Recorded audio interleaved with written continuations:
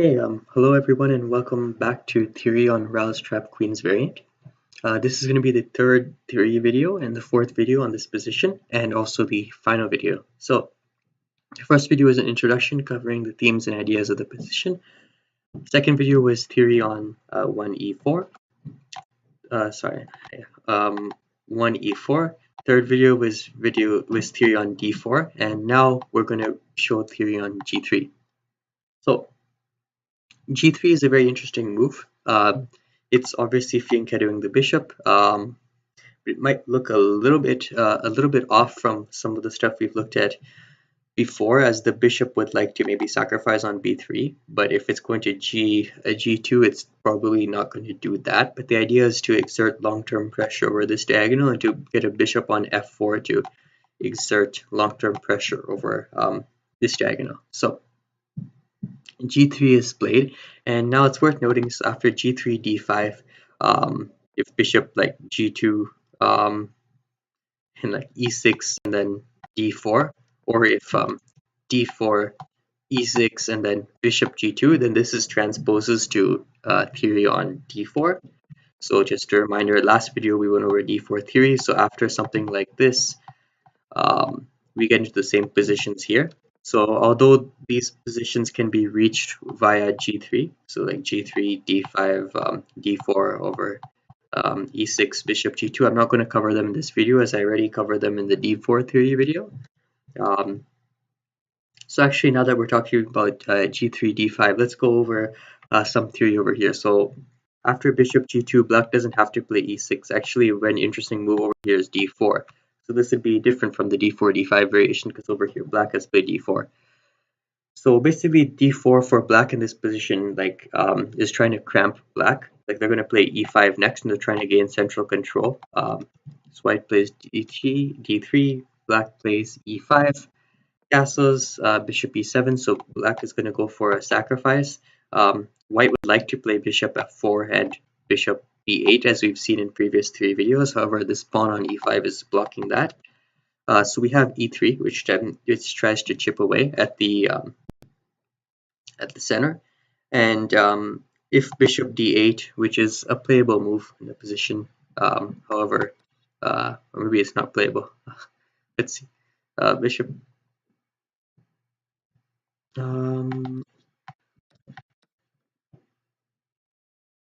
D takes e5, and white should have lots of pressure into that's a bishop. White should have lots of pressure and two bishops staring this way. So we want to take first, and then I'm assuming bishop f4 here. Rook e1 check,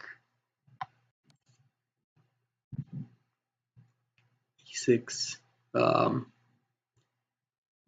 bishop d5 actually, and yeah, white could have some issues. Sorry, black can have some issues over here. King f8, then bishop f4, which is aiming for b8. So yeah, black doesn't want to play bishop d8 right away. So castles first is smart, get the king to safety, takes, bishop f4, bishop f5, aims for the pawn, and rook fe1 is attacking this bishop, so the d3 pawn won't yet fall. Rook fe8, now bishop e4. Which looks like an interesting move, because we normally don't want to trade off the light squared bishops as white, because white's light squared bishop can sacrifice to like free the queen, but black's light squared bishop can only defend, it can't sacrifice. But over here, after bishop e4, that would be theory over here, because we want to defend our d3 pawn. Yeah, we want to defend that, and if the bishop were to try to go and sacrifice, we have bishop e8 ideas here, but to defend, I guess we don't want to play rook ad1. I'm wondering why. Yeah, I think after bishop f6, actually the position is completely equal. That's the point over here. Black is just completely equalized. Like everything's like almost symmetrical. Black has good bishops too. So if we were to play bishop e4 right now, black could do many things. For example, if they traded off these bishops, bishop f8, bishop f6, and rook a1, rook takes e4, rook takes e4, rook c8, and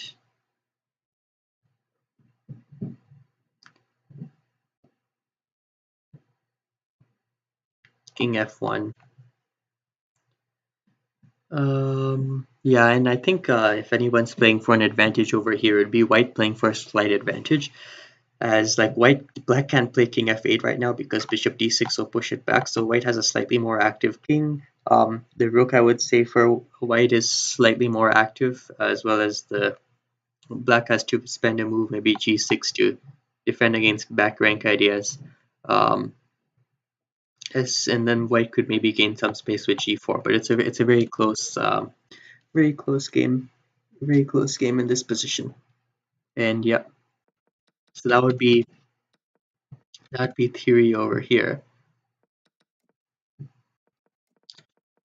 So that's why, and actually, I would like, this is definitely playable. Bishop g2. I think white, like in the theory I just showed, I think white has slightly like able to play for the advantage there. But I would recommend that just d4 over here, which actually transposes to those lines. I think that is a bit more for white because black is able to gain some space with d4 over here. And so if this is on the board, I recommend black to play d4 here. So that's g3, d5. However, there's another thing which is that black can play, which is a g3, and this is the mainline g3 e5. So this is a little bit different, and in basically in this opening, like there won't be any d4 by white, so black is trying to gain space as well. So bishop g2, bishop e7, d3. So white is just like opening up the bishop. Castles, bishop e3. So yeah, that's also worth noting that actually bishop e3 is a threat over here. So if black were to play bishop e8, bishop e3 defends against anything like that, and just castles bishop e3. So white will look to play a bishop, like move a bishop to c5, which will be nice. So d6 is played. So d6 is interesting. So obviously it wants to get out the bishop, but also black would like to play d5, like once to get the bishop to e6, because it'll cut off. Not only would cut off white's light squared bishop, but also black would like to play d4, which would push back like white's dark squared bishop, and then after bishop d8, then black could sacrifice. So those are all those plans. So rook c1 is a move that basically attempts to counteract d5 with bishop c5. That way the bishop can never be blocked out of the defense. Um, so like and also if bishop e6, like the move wants, white wants to get to c7, which right now would be disastrous because two pieces are over here and this bishop would be attacked. So rook c1 is a key move. So bishop f6 kind of gets out of rook c7 ideas to attack it. White just castles over here and bishop e6 is played. So black is looking to play d5, and like I said, but white's going to try to get a bishop to c5. But right now rook c7 is a move that kind of forces the hand of black uh, because white is attacking this b7 pawn twice, and obviously black can't play a move like rook b8 because this a7 pawn will take it.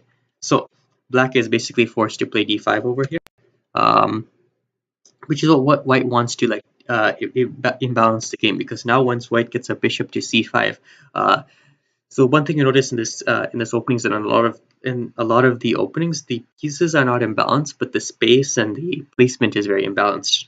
So right now, white's going to get the bishop to c5, which means that there won't be any d4 to block out the bishop. However, d4 is probably going to be played eventually because black would like to defend this b3 pawn. Because one of the ideas in the g3 bishop g2 opening is that eventually, after the position in the center has been opened up and consolidated, white's going to play something like, well, the pawn will be moved, let's say, to here. Then white's going to play bishop f3, bishop d1, and then sacrifice. And because this bishop on c5 is defending over sorry, not like that, but is defending these pawns over here, white is going to try to gain an advantage that way. So rook fc8, black wants to trade off.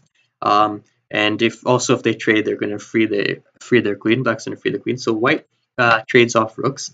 So they brought a rook to c7 and then they traded it. But the idea was that they forced d5 because black wouldn't have wanted to play d5 otherwise, because now white has an annoying bishop on c5, which is not only active but also defends these pawns.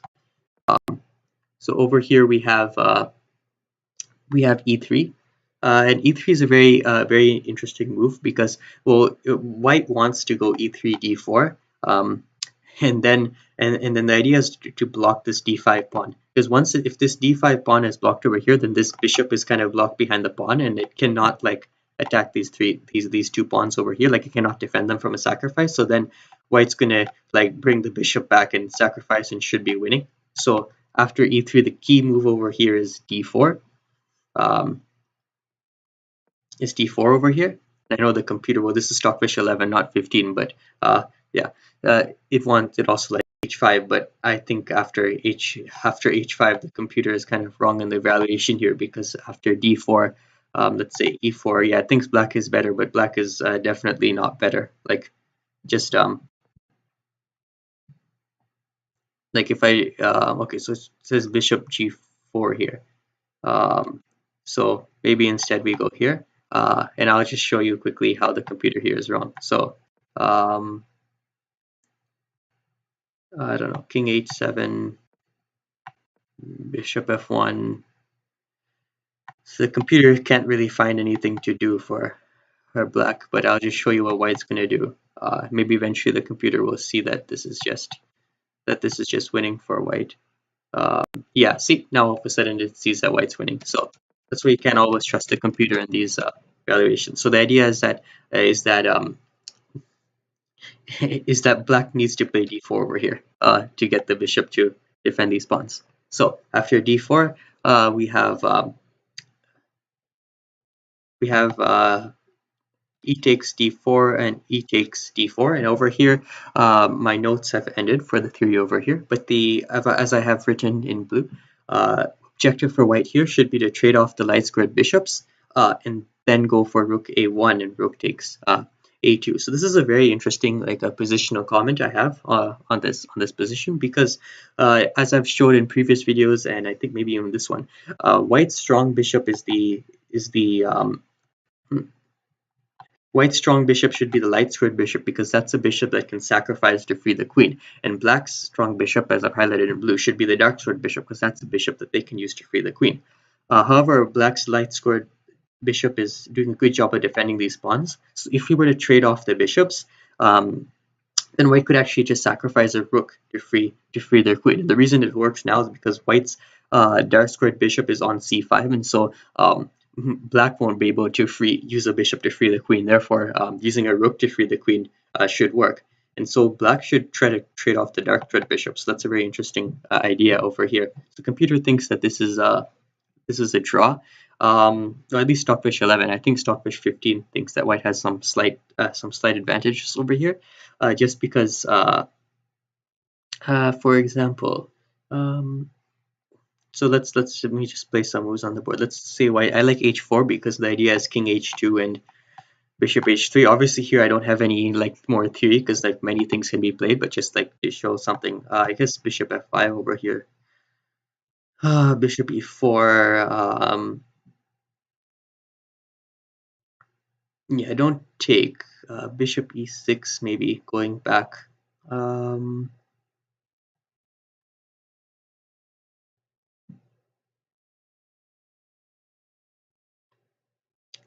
We're going to go for f3 here, because I want to play f3 g4 and then bishop f5. Let's just say I go for f3. Computer probably won't like it.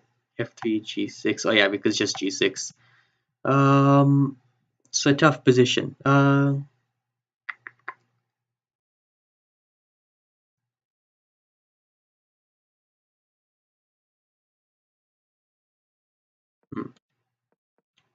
So maybe over here.